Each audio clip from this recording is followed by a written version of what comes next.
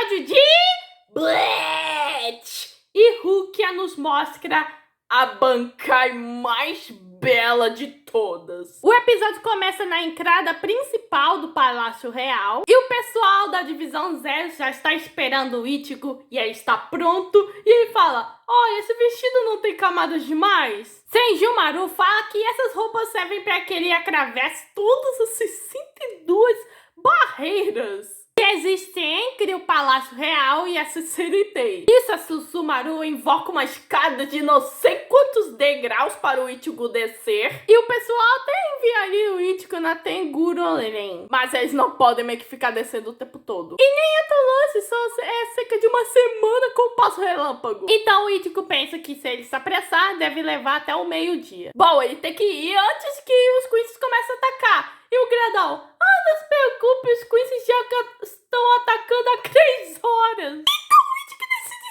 descer só no salto mesmo. A Kiryu, todo fofinha, já manda os bolinhos de arroz pro Ichigo.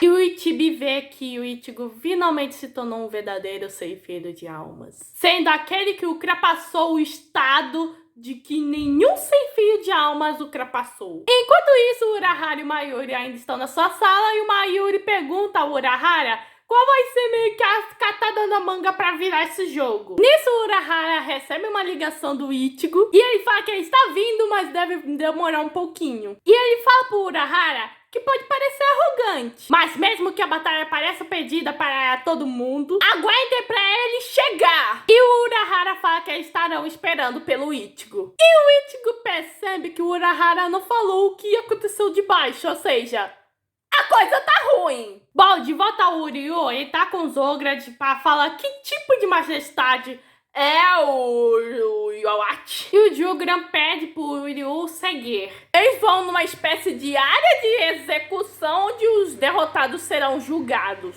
O Jugran chega perto do Dearion, que é o Candidu, e meio que o Jugran ia matar o cara, mas graças a Deus que ele bloqueou isso usando sua habilidade. O Jugran fala que meio que ele teve sorte de bloquear a lâmina do julgamento, mas essa vida que foi poupada por sua sorte será removida com uma quantidade proporcional de azar. E do nada aparece uma balança que começa a balançar. Isso atrás do Jugran, que deve ser a sua habilidade. E nisso, Cândido é morto para o choque do Uryu, que possivelmente tá infiltrado e meio que tá fingindo ser esse sucessor do Yoachi. E ele também meio que mata o BG9. E nisso o Jugran fala que todos que recebem a alma da Vossa Majestade terão seus poderes absorvidos por Vossa Majestade após a morte. Todo o conhecimento e habilidade que as almas deles possuíam torna-se parte do poder de Vossa Majestade. E o Uryu pergunta: pô, você tinha que matá-los? E o Jugran fala que o verdadeiro objetivo de Vossa Majestade não é a Soul Society. Cabe ela decidir o que é necessário ou não para atingir seu objetivo. O Uryu bebeu o sangue de Vossa Majestade e uma parte do Sigrid foi gravada na alma dele. E não tem como o próprio escapar disso. A Majestade deve continuar a lutar e absorvendo almas. Senão, meio que ele fala, mas o Uryu não entende. Bom, na verdade, nossos espectadores não entendem. Isso deixa o Uryu chocado. Bom, meio que isso vai ser explicado futuramente. Enquanto isso, nossa linda Rukia não sente pressão espiritual dos guardas da corte, vendo que as coisas não estão boas pro seu lado. Se for o caso, meio que ela deve se exultar ao range. Nisso, de repente, ela sente uma mão tocando nela. E de repente ela ouve alguém dizendo: está com medo? Eu sou solitário. E ela vê o Asnot. E a pessoa vai se aproximando e ele fala: solitário, solitário, minha Zambuzakura, cadê ela? Bom, ela reconhece o ladrão da Bankai do seu irmão, que foi ele que roubou a Bankai dele. E o As: eu conheço você. Você é a irmãzinha do Byakuya. Cadê Byakuya? Bom, ela não tem a obrigação de contar a ele. E o As: será que ele virá se eu te matar? Nisso ele já lança seus espinhos, que é a habilidade dele, o medo. E a Rukia vai usando o Saden no Yuki para tentar se defender, mas o medo não pode ser bloqueado pelo gelo. E nisso essa gosma de medo entra na Rukia através da espada. E meio que o é o medo. E meio que a Rukia pergunta assim: esse é o medo? O que você teme? E ela chuta que o medo dele deve ser o que o medo dele não tenha efeito. E vemos a Rukia que estava apresentando uma expressão mais séria e sem medo.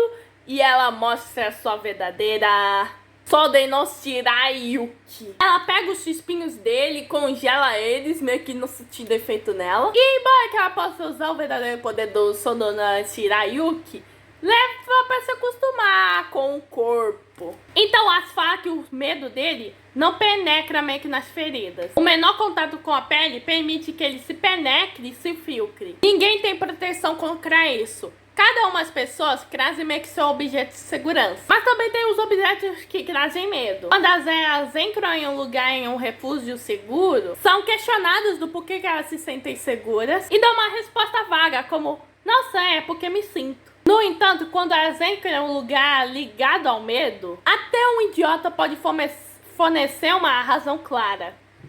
Como está escuro, frio, apertado, é doloroso, etc. Elas podem criar uma lista de medos. Os sentimentos de segurança estão ligados à vida e todos os sentimentos de medo estão ligados à morte. Mesmo aqueles que não conseguem explicar o motivo para viver, podem dar uma razão para não quererem morrer. Não sendo apenas como criaturas com sentimentos. E nisso temos uma cena aterrorizante, meio que ilustrativa em relação ao medo. Enquanto as Note fala que todos os seres vivos evitam instintivamente a morte. Em outras palavras, o medo. Todos os que têm vida evitam meio que o medo em si. Se fortalecem para evitar o medo e crescem para evitar o medo. Então, enquanto ela estiver viva, o medo sempre terá efeito. E ela sabe disso, e por isso o medo não funcionará nela. Ela fala que nesse instante, ela não se sente viva. Acontece que a Sedono Shirayuki não é só uma lâmina que emite gelo, e sim um impacto que reduz a temperatura corporal do usuário abaixo de zero. Tudo que entra em contato com ela congela. A lâmina é como um braço que alcança o alcance do seu congelamento. As fala, olha, não tem como você permanecer viva, pois assim suas funções corporais pararão de funcionar. E ela fala que sim, mas ao controlar suas partículas espirituais, ela ganhou a habilidade de matar seu corpo temporariamente. Todo o movimento muscular do corpo dela cessou, até o medo que se infiltrou dentro dela. O Asa acha isso um absurdo e aí ela passa diante dele, tocando nele de 18 Celsius negativos, congelando seu sangue. Aí ela decide usar 50 Celsius na água sobre o chão para congelar, criando um tremor de gelo. E aí ela usa 273,15 Celsius negativo, o que seria o zero absoluto. E meio que ela só consegue funcionar essa temperatura por 4 segundos. E o Notch vai em direção dela e congela. Bom, a Rukia já vai desfazer esse poder com calma e impedir que o seu corpo se quebre. E ela só ultrapassou um pouquinho dos 4 segundos, só tendo um arranhão no dedo. E de repente uma visão do Notch aparece diante dela. E ele tá com medo. E nisso vemos o Notch meio que uma cama, vendo... respirar é tão agonizante. Ter que suportar tal agonia pra viver. A vida é tão inconveniente. Me pergunto se é fácil respirar no céu, ou se o inferno é mais agonizante do que esse lugar. Se for, ele tem medo. E daí aparece Yawat perto dele, decidindo conceder poder a ele. Sendo F, The Fear. E aí fala que a única coisa que ele teme é ser repreendido por Vossa Majestade. Isso ele se solta, a máscara dele cai e fala que comparado a isso, ele nem sente medo da dor da luta. Ele já ativa seu modo Quincy, tá fora de gente. O bagulho ficou feio. Sério, as Norte ficou feio demais. Nisso, a Rukia tenta atacar ele, mas ela não consegue porque ela ficou com medo do cara. Bom, as células do corpo dela ficaram inativas, abaixo de zero, mas os nervos ainda estão ativos. Dessa forma, meio que tinham medo através dos medos óticos. Nisso ela vai parar no terreno onde ela vê os olhos do Lars. E nem fechando os olhos pode mudar isso. Ele fala que boas lembranças podem durar no coração, mas as mais duram mais ainda. Assim como os medos do passado que surgem na noite, e o medo, uma vez invocado, ecoará. Ainda mais forte nas profundezas do cérebro. E a gente vê o Ichigo, a Orihime e o Byakuya zumbis. E a Rukia começa meio que a ser infestada pelo seu próprio medo. Nisso alguém interfira nesse medo. E é o nosso Byakuya.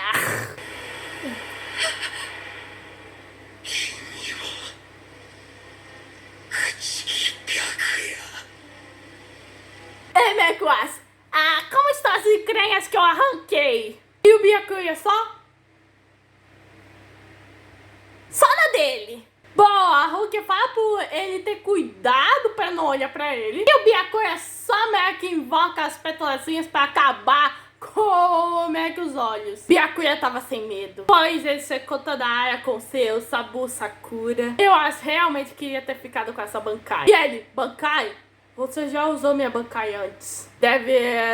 Devia ter percebido que isso é meu Shinkai. Bom, graças à Bankai roubada dele, ele finalmente descobriu a essência da Sabu Sakura. E agradece meio que o Asnot por fazer isso. E nisso Asnot decide não matá-lo, dizendo que ele vai manter sua consciência e mente intacta enquanto aprofunda no mar de dor e medo. Bom, Byakuya fala para Rukia que ele sentiu sua pressão espiritual e viu que ela se tornou forte. Finalmente, Byakuya reconhecendo a força da Rukia. Byakuya fala que o medo não nasce em um vácuo, e sim se alimenta da insegurança dos corações das pessoas. Ele pergunta se ela ainda tem medo, e ela fala que não, e toca a Andy. Bom, acho que acaba com isso, mas o Byakuya fala: pode até ser, mas temo que não seja eu que vai acabar com você. Sobrando isso pra Rukia. E o Byakuya fala que não é o medo dela que tá refletido nele. Se não existe medo no coração dela, o que ela está vendo é o pavor dele. E nisso, ela ativa sua Bankai, Hakadogami. E surge uma tempestade de neve pra tudo que é lado. E meio que o As, meio que inconscientemente, sente medo e se pergunta se ele vai morrer. E aí ele fala pra sua majestade que ele sente muito. E o F acaba de ir de F dizendo que está com medo. Asnot é eliminado e vemos uma forma muito bela de Rukia das Neves.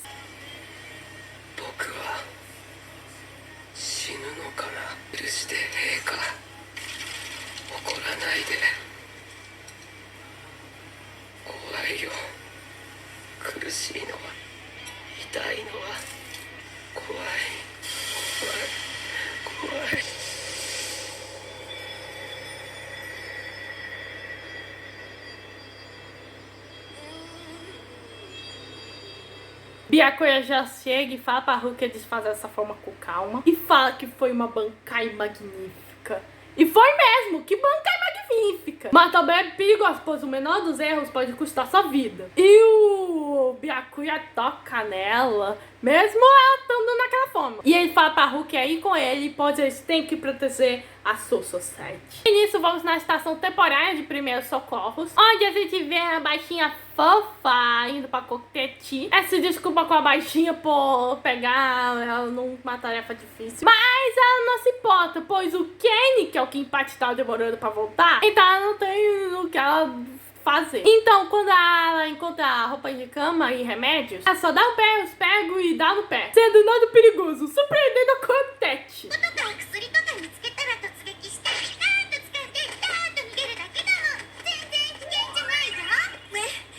Mas mal sabiam elas que elas estão sendo observadas. Um cara que tá pegando a Koketchi. E quando ele ia desaparecer, o cara leva o soquinho da menininha.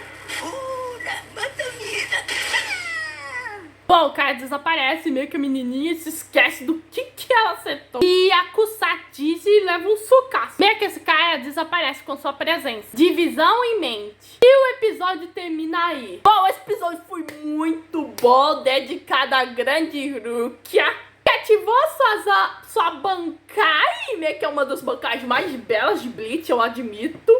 Não é à toa que o Byakuya tá orgulhoso dela. E meio que deu um grande destaque ao Asnot, que tem esse poder relacionado ao medo, e no final ele que sentiu medo nas calças. E finalmente Ichigo tá indo pra batalha. Espero que o nosso menino Kurosaki chegue logo. E a poesia de hoje é: beleza significa que não há nada aí. Próximo episódio, eu sou o limite. Bom, esse foi o episódio 19 de Bleach, a Guerra Sangrenta de 100 anos. Se inscreva no canal, ative o sininho, compartilhe, que o mundo tô busy e fui.